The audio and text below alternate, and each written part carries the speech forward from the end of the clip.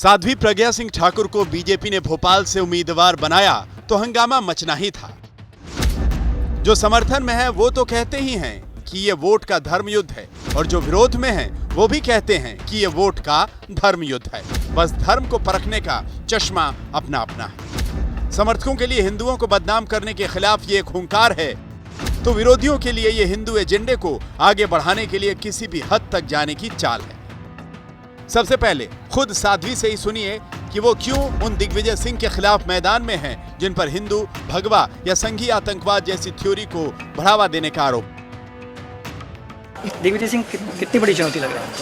वो कोई चुनौती नहीं है। स्थिति और देश काल सब कुछ बताएगा, क्योंकि ये जो चुनाव है ये धर्म और अधर्म के बीच ये धर्म युद्ध है, और इस धर्म युद्ध में निश्चित रूप से धर्म की जीत होगी, सत्य की जीत होगी।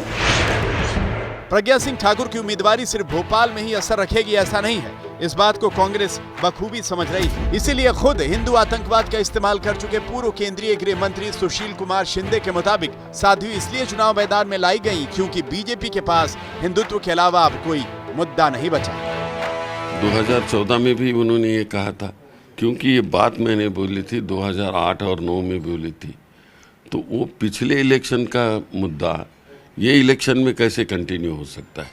इसका मतलब ये है कि उनके पास कोई मुद्दे ही नहीं। प्रज्ञा सिंह ठाकुर अभी भी 2008 के मालेगांव ब्लास्ट केस से कोर्ट से बरी नहीं हुई हैं। उन पर यूएपीए के तहत आरोप पत्र दाखिल है। हालांकि ये जरूर है कि एनआईए ने कोर्ट में कहा था कि उनके खिलाफ कोई सबूत नहीं है। ऐसे में बीजेपी मानकर चल रही है कि उसने दिग्विजय के खिलाफ साध्वी को उतार कर नहले पर दहला चला है। हिंदुत्व को बदनाम करने की साजिश की गई, भगवा आतंक नाम दिया गया।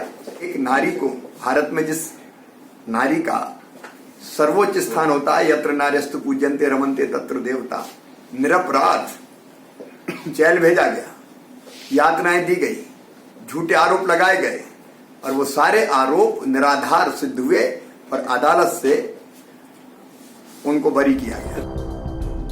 साध्वी प्रज्ञा बीजेपी की उम्मीदवार बनी है तो इसके पीछे हाल ही में आया समझौता ब्लास्ट केस का फैसला मददगार साबित हुआ है, जिसमें असीमानंद बरी हुए हैं। सोलापुर से कमलेश, उज्जैन से संदीप कुलश्रेष्ठ और भोपाल से रवीश पाल सिंह के साथ आज तक ब्यूरो।